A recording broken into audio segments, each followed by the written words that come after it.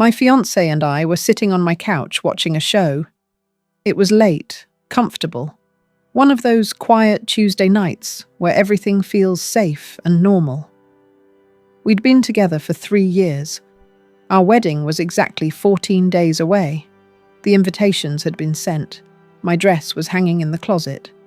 200 guests were planning to watch me marry the man I thought I knew. Then something happened on that TV screen that changed everything. Before I go any further, let me ask you something. Where are you watching this from?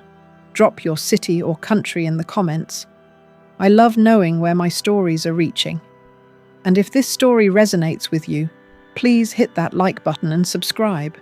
You never know who in your life might need to hear this, so share it with your family and friends. Trust me, this story might save someone's life. Now, back to that night. The show we were watching had this scene. A couple, they'd been together for years, really loved each other. But then there was this misunderstanding. The woman had coffee with her ex-boyfriend. That's it. Just coffee.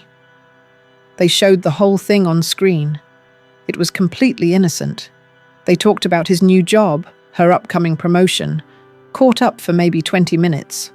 And that was it. But her boyfriend didn't see it that way. I watched as this man drove to her house, let himself in with his key, and just lost it. He wasn't just angry. He was calculated, methodical. He went through her entire apartment and grabbed everything. Every dress he'd ever bought her. Every pair of shoes. Every bag. Every piece of jewelry. The necklace from her birthday. The bracelet from their anniversary. The earrings from Valentine's Day. He piled it all up and took it. All of it. She was standing there crying, begging him to listen, trying to explain. He wouldn't hear it. He told her that if she wanted to disrespect him, she could do it without wearing anything he'd paid for. The scene ended with her apartment half empty and her standing in the middle of the destruction, just sobbing. My heart broke watching it. I actually felt tears in my eyes. Then I heard the sound next to me. Laughter. My fiancé Trevor was laughing. Not uncomfortable laughter, not nervous laughter. Real laughter. He was smiling, nodding along like he was watching a comedy. "Good for him," Trevor said, his voice full of approval. "That's exactly what she deserved." I turned to look at him, confused. "What?" "She disrespected him," he said, like it was the most obvious thing in the world. "She met up with her ex behind his back. He had every right to take his stuff back.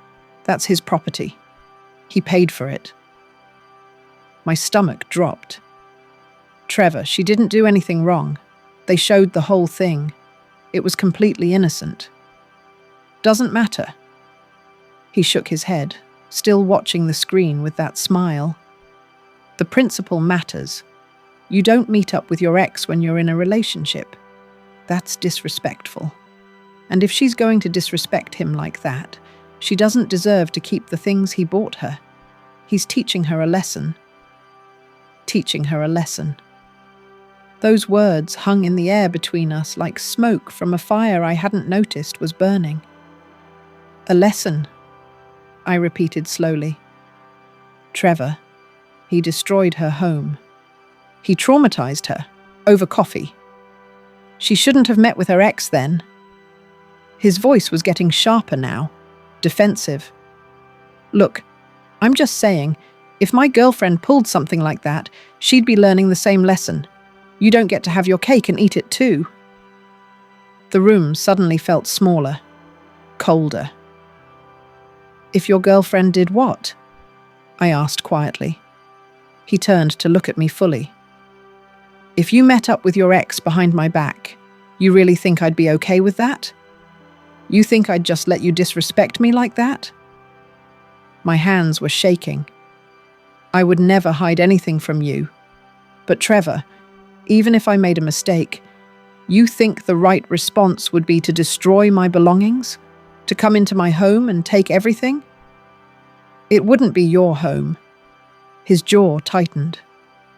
We're getting married in 2 weeks, Jane. We'll have a home together. And yeah, if you disrespected me, if you betrayed me, I'd make sure you understood there are consequences. That's how relationships work. That's how you keep someone in line. Keep someone in line. I stood up from the couch. I think you need to go home. What? He reached for my hand, but I stepped back. Jane, come on. We're just talking about a TV show. Why are you being so dramatic? Because you just told me that if I ever did something you didn't like, you'd punish me by destroying my things. My voice was shaking. Because you just said you'd keep me in line. Because you're sitting here laughing at a woman being abused and calling it justice. Abused? He stood up, and suddenly he seemed bigger, taller, more threatening. Jesus, Jane, everything is abuse now. The guy just took back what was his. That's not abuse, that's standing up for himself. Get out. You're seriously kicking me out over this. Yes, get out of my house, Trevor. Right now. For a moment, something flashed across his face. Pure rage. His hands clenched into fists, his jaw locked. I genuinely thought he might grab me, might show me exactly what kind of man he really was. But then he caught himself, forced a smile, held up his hands. Fine. You want space? I'll give you space. But you're going to feel really stupid tomorrow when you realize you're having a meltdown over a TV show. He grabbed his jacket. Call me when you're ready to be rational. He left. I locked the door. Put on the deadbolt. Put on the chain. Then I stood there in the silence, my heart pounding, replaying everything he'd just said. Keep someone in line. That's how you keep someone in line. If you're still watching, do me a favor and hit that subscribe button right now. Because what I'm about to tell you next might be the most important part of this entire story. I didn't sleep that night. Instead, I sat on my couch with my laptop and started searching. I typed in things I'd never thought I'd need to search. Warning signs of abusive relationships, how abusers hide their true nature, red flags in relationships, and everything I found described Trevor. The charm in the beginning, the gradual controlling behavior disguised as caring, the subtle isolation from friends and family, the way he always had to know where I was, who I was with. I'd thought it was romantic that he always wanted to be with me. I hadn't realized he was making sure I didn't have time for anyone else. I'd thought it was generous that he bought me expensive gifts. I hadn't realized he was creating leverage, things he could hold over me, things he could take away. I'd thought it was sweet that he didn't like me going out with my girlfriends. I hadn't realized he was isolating me. And that rage I'd seen tonight when I told him to leave, that was real. That was what he'd been hiding for 3 years. That was what would have come out after the wedding, after I was trapped. The next morning, I called my sister Lisa. I need you to come over, I said, my voice hoarse. I'm calling off the wedding.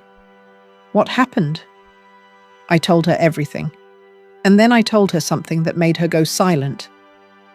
He has a key to my apartment. He could come back any time. I'm on my way.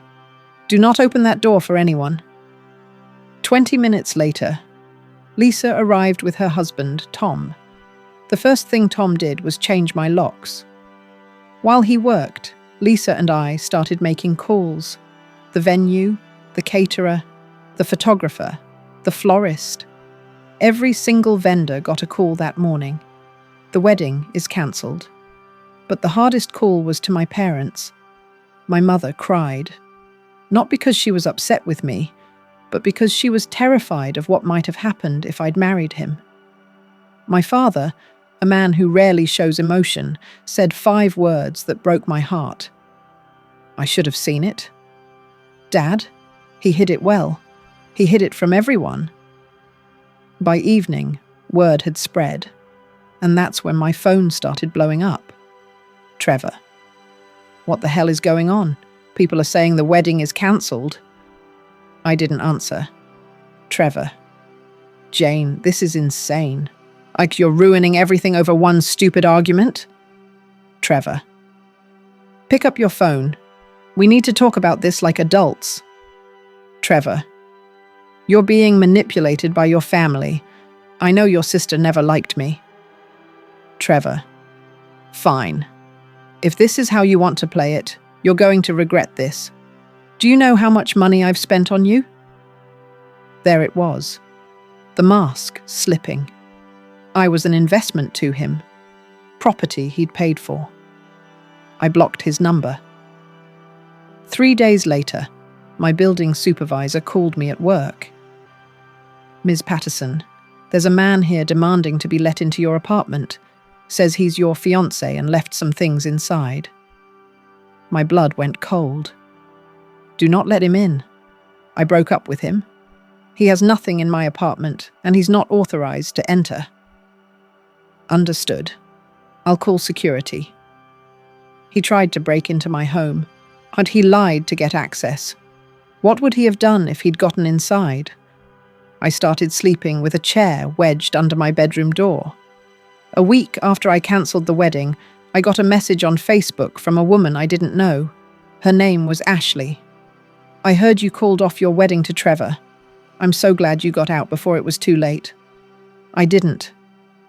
My hands shook as I typed back. Who are you? I dated Trevor 5 years ago. We were together for 2 years. He became controlling, possessive, and eventually violent. He put me in the hospital. Told everyone I fell down the stairs. When I finally left him, he stalked me for months. I had to move to another state. I felt sick. Why didn't you warn me? I tried. I sent you a Facebook message 2 years ago. You never responded.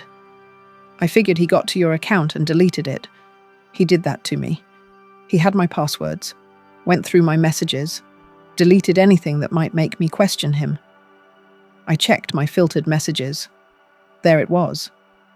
Ashley's message from 2 years ago, hidden where I'd never see it. I'm so sorry I didn't see it. Don't be sorry. Be safe. Has he tried to contact you? He tried to get into my apartment. File for a restraining order. Document everything. Men like Trevor don't let go easily. You're his property in his mind. She was right. Over the next 2 weeks, Trevor tried everything. He sent 50 roses to my office. I donated them to a nursing home. He showed up at my gym. I had him banned. He sent mutual friends to plead his case. I blocked anyone who came at me on his behalf. And then, on what would have been our wedding day, he showed up at my parents' house. My father opened the door to find Trevor standing there in a suit, holding flowers, crying. Please, sir, please tell Jane to give me another chance. I made a mistake. I love her. I can't live without her. My father looked at him with pure disgust. My daughter made the smartest decision of her life when she walked away from you. If you ever contact her again, if you ever come near her, I will make sure you regret it. Do you understand? Trevor's tears stopped. His face went cold. She's making a huge mistake. No, she almost made one, but she corrected it just in time. Get off my property before I call the police. Trevor turned to leave, but then he looked back. She was mine. She'll always be mine, one way or another. That's when we filed for the restraining order. If you're watching this and you've ever ignored a red flag in a relationship, go ahead and leave a comment. Let's build a community here where we support each other. And please share this video. You might save someone's life. The restraining order hearing was 3 weeks later. I brought everything. Text messages, emails, screenshots, a statement from my building supervisor, a statement from my gym, and Ashley's testimony about Trevor's violence. Trevor showed up in an expensive suit, playing the heartbroken nice guy. But the judge wasn't buying it. "Mr. Harrison," the judge said, looking over her glasses, "I've reviewed the evidence. The pattern here is concerning. Your repeated attempts to contact Ms. Patterson after she made it clear she wanted no contact, your attempt to access her apartment through deception, and testimony from a previous partner describing similar behavior paint a picture I've seen far too many times." Trevor's lawyer tried to object, but the judge shut it down. "This isn't love. This is obsession and control. Restraining order granted. Mr. Harrison, you are to have no contact with Miss Patterson. You are not to go within 500 feet of her home, workplace, or anywhere you know she frequents. Violation will result in immediate arrest. Do you understand?" Trevor stared at me across the courtroom. Even from that distance, I could see the hatred in his eyes. Because I'd done the unforgivable. I'd said no. I'd chosen myself over him. "Do you understand, Mr. Harrison?" "Yes, Your Honor," he said through clenched teeth. For 3 months, the restraining order held. Trevor stayed away. I started to breathe again. I went back to therapy.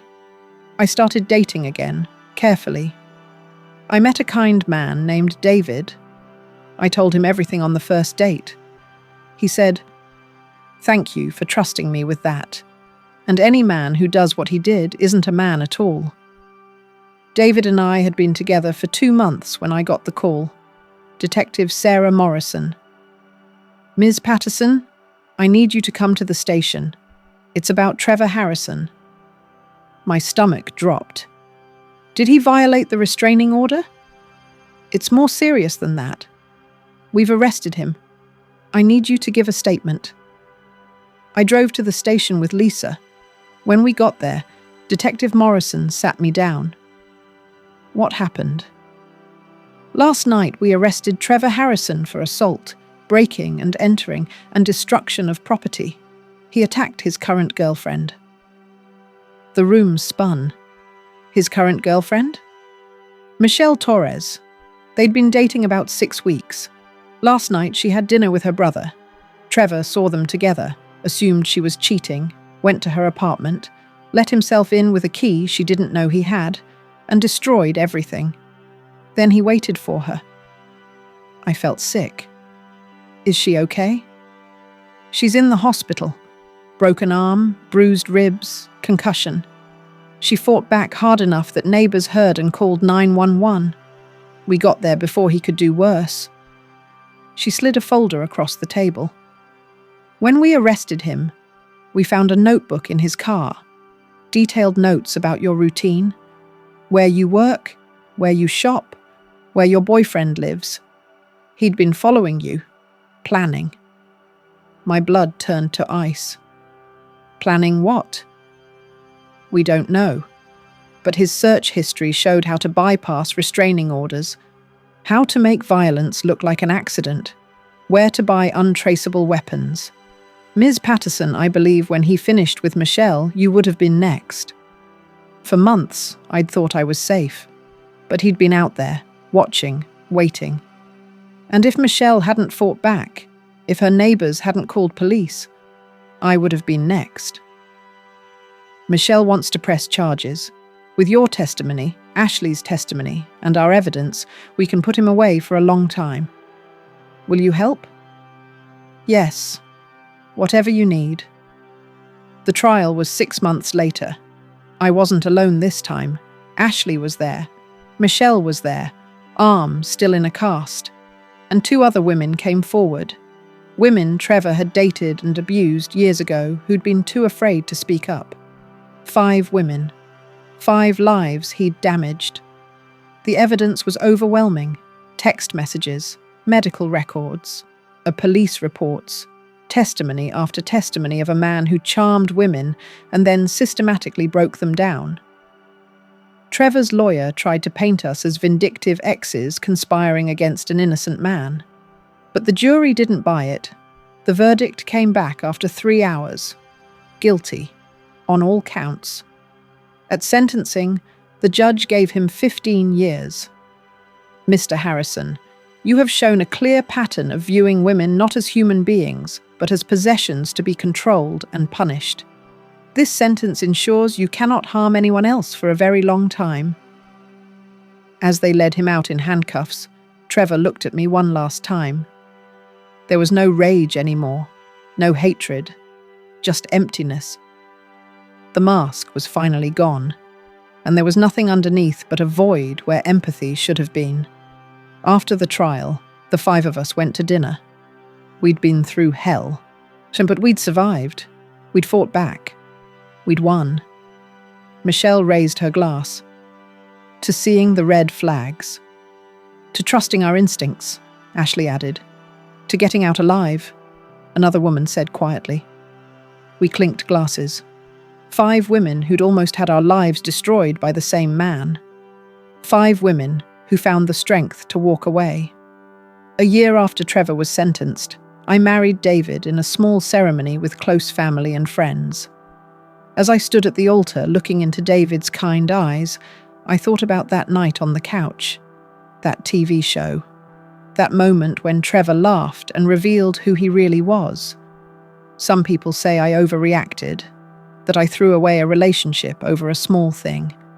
But those people don't understand that there are no small things when it comes to how someone views violence and control in a relationship. That TV show didn't make Trevor abusive. It just showed me what was already there, waiting for the right moment to emerge. I saw the red flag, and I listened to it. That decision saved my life. Because Trevor had been planning to kill me. The notebook made that clear. He'd been planning how to make it look like an accident, how to make sure no one suspected him, how to punish me for leaving. But I left anyway. I chose myself. I chose safety. I chose life. And every single day, I'm grateful I did. So let me ask you this. If you're watching right now and something feels wrong in your relationship, if your partner shows rage at violence, if they talk about keeping you in line or teaching you lessons, if they view you as property rather than a partner, please listen to that voice inside you. That's not paranoia. That's your survival instinct trying to save your life. Trust it. Trust yourself. And get out. The red flags are never about the TV show, the comment, the one bad day. They're about what those moments reveal.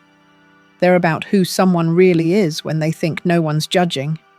You deserve better than someone who laughs at violence and calls it love. You deserve better than someone who sees you as something to control. You deserve to be safe, to be free, to be yourself without fear. I almost didn't have that. But I do now, and I'll never take it for granted again. Before you go, please hit that like button if this story spoke to you. Subscribe to this channel because I share real stories from real people every week. And share this video with your friends and family. Someone you know might need to hear this message today. Drop a comment and let me know where you're watching from. I love hearing from you all around the world. Thank you for watching. Stay safe out there.